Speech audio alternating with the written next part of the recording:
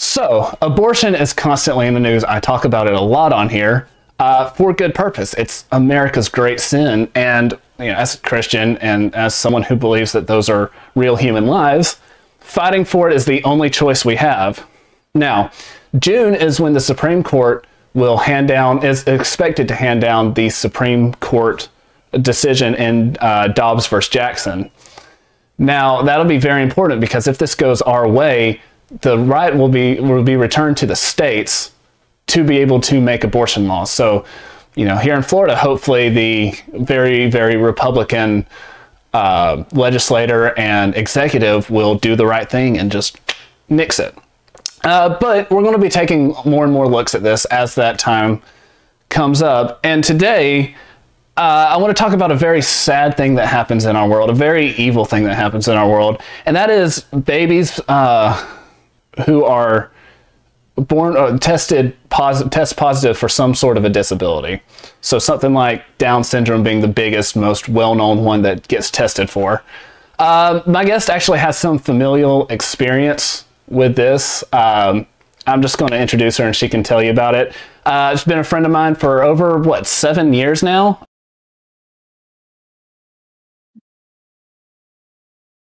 Hey, thanks for having me.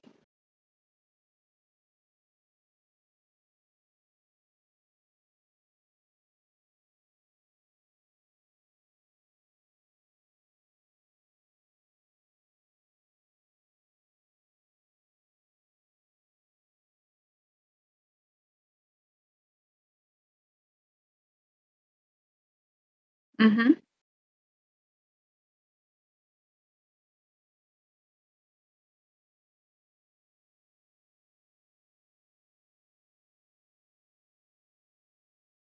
Yeah, for sure. Once again, thank you so much for having me. My name is Amanda, and I have a younger sister. Her name is Allie. She's about 4 years younger than me, and she was diagnosed with autism, cerebral palsy, epilepsy, and Rett syndrome as well. So she has a lot going on, as you can tell. So just like thinking about her growing up as like her sibling in a family affected by disability. That's actually what my podcast is all about. It's called Breaking the Glass Podcast, and it's my friend Becky and I, and we co-host it together. And on the podcast, we share our perspectives because we both grew up in families affected by disability, and we are what are commonly referred to as typical siblings.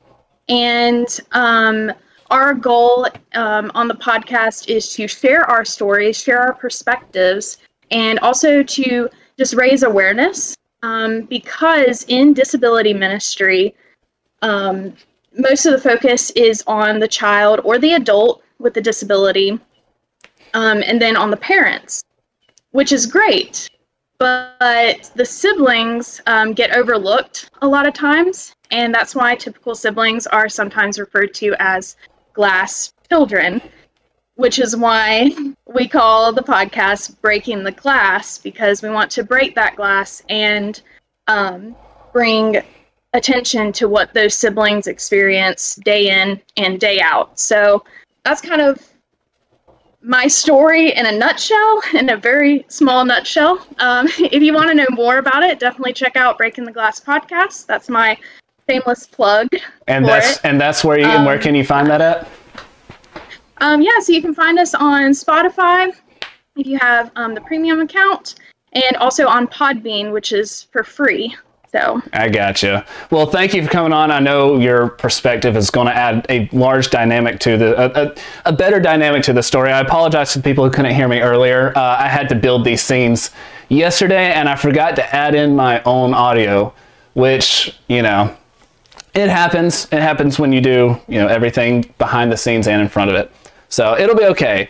So we're just going to dive right in because this is a terrible story and really needs to be brought attention of just why this is so important that we win this case and that the right decision is handed down. So in both the Atlantic and the Tennessean, they both estimate, and this is based on experts estimates, that put abortion rates in the USA for babies tested to have Down syndrome at 66% of those babies are aborted. Now that calculates to roughly 12,000 babies a year that are aborted, and we're not even the worst offenders. France, for instance, aborts about 77% of their babies who test positive for this. Denmark, it's much worse. It's at 95%, and in Iceland, it's effectively 100% of babies who test positive are aborted, which those are babies that test positive, but how many of those are false positives? For one, we're going to get into that a little bit, but I do have a question for you, Amanda, which is, as someone who has a sister that is disabled, what words would you use to describe this genocide? I mean, I know bad is probably like a baseline here, but would you say like terrible or barbaric or even criminal? Like all of the above, honestly. It's really hard for me to put into words, like how I would describe that. Like, it's really inconceivable to me. It's like if somebody came up to me and told me that Allie, my sister, her life was worth nothing. That's really how it sounds to me. And of course, like that's like a foreign concept to me, because I know for myself, like, I would not be who I am or where I am today without her in my life. So just thinking about all of that, it's really hard to wrap my mind around that. It's awful. It's criminal. It's definitely barbaric. So it'd be fair to say that you couldn't even conceive of this happening to your family for many reasons. Right. Mm-hmm. So yeah, exactly. And this is terrible, but some of the reasons why is just awful. This is what in the Tennessean they're using as a defense of this, and I think it's very important that we dive into this so that we can get into the mindset of these people, so that we can hopefully eventually beat them, to preserve life. And a direct quote says, by restraining patients' options, the bill would reduce the incentive to offer prenatal diagnoses, which in turn would have a harmful effect on medical care, said Ellen Clayton, a professor of pediatrics and health policy at Vanderbilt's Center of Biomedical Ethics and Society. Probably shouldn't be a part of anything that, has to do with the term ethics in this. But for example, without prenatal diagnosis, parents and their physicians would not have the chance that they would have to prepare for the birth if they had known that the fetus had a serious medical problem. The lack of preparation could harm the child's health. So the bill they're talking about, just for a little bit of backstory, is Tennessee's fetal heartbeat bill, which, among other things, doesn't allow for an abortion due only to a Down syndrome diagnosis. And it sounds like they're saying, and I'm gonna ask you this, it sounds like they're saying that if they don't have the option to abort the baby, because that's what it is, they're killing a baby.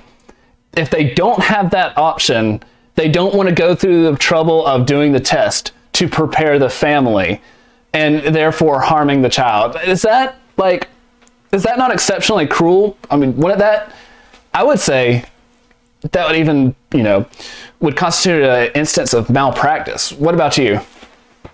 Yeah, no, that's exactly what I was thinking, because you're not really preparing the child for success at all, or the parents.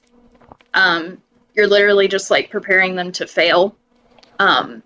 You should at least provide some sort of education, like, hey, your child might struggle with this, and here are ways that you can help them along, basically. So the fact that they're not able to do that, I would say it is malpractice. So I don't think I've ever talked with you about this. How much did you know about Allie's conditions before she was born? I don't think my parents knew anything, actually.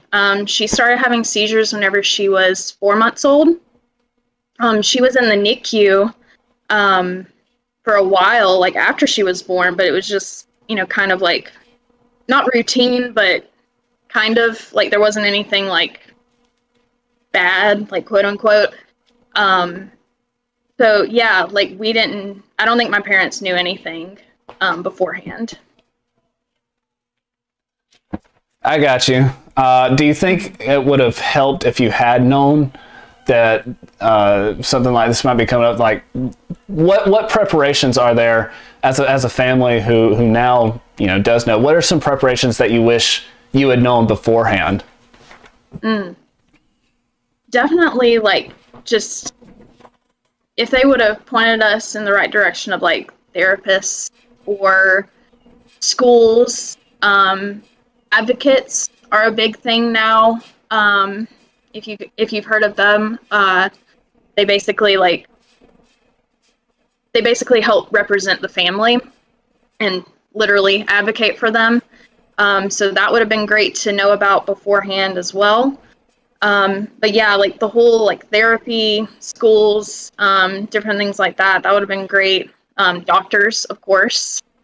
Just knowing more about like what she had, like, oh, she's gonna have autism. Okay, so how do you prepare for autism? It's really hard to prepare for autism because if you know one child with autism, one child with autism, and that's about it. It's really hard to prepare for that. But yeah, just having like a general direction would have been really good. I understand. So the fact that because they don't even have the option to abort the baby anymore, now they don't want to go through any of this trouble, so they refuse to do anything to go. They refuse to do basic medical tests to help this family, which is just, it's so evil to me. There's evil that I talk about on here quite a bit, and like the after school Satan Club, for instance, it's something that's comically evil. This is more subtly evil, but it's no less evil. It really is preparing families for failure if you can't kill their child. Like, yeah. Am I making too much out of this, or am I okay? I didn't think I was going crazy. No. And not only is this evil in that way, not only is it evil in that way, but it also brings us back to the questions of eugenics. There's actually a pretty good question that was put on the live chat. So if you have questions, put them on the live chat. So before I get into eugenics, so how old were you when you yourself actually realized something was different about your sister, or quote unquote wrong about your sister? And what was that process for you? Yeah, that's a really great question. I'm glad somebody asked that. Yeah, so growing up, like I said, like she was 4 years younger. So, I think I was actually 3 whenever she was born, and then I later turned 4. But I thought that going to the doctor all the time with a younger sibling was normal, quote unquote normal. And, taking a lot of ambulance trips. That was all normal. That's just what you did with a little sibling, a little sister. And then whenever I was 8, 9, or 10, I can't remember how old I was exactly, but that's whenever I realized that Allie was different. And I remember it. I can go into that story if you want. That's okay. I had a friend over at the house, and we were playing whatever, but I was in my room, and Allie was also in my room doing whatever. And my friend came in, and she was like, hey, like, I want to go outside. And I was like, okay, like, just a minute, whatever. And she was like, no, I want to go outside, and I want to get away from her.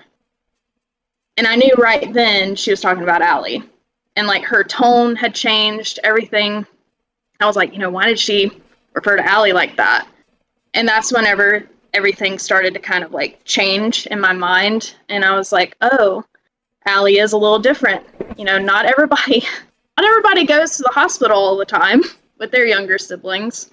Not everybody has to watch their sister ride off in an ambulance all the time, multiple times a year. Yeah, I remember your mom telling me one time about how when she broke her arm, just how terrible that was. Yeah, exactly. And, normally breaking your arm would just be like, okay, yeah, let's just take you to the ER. But it was like this big thing for Allie because, you know, that was just like a very traumatic experience. So we had to call the ambulance. Yeah, it was.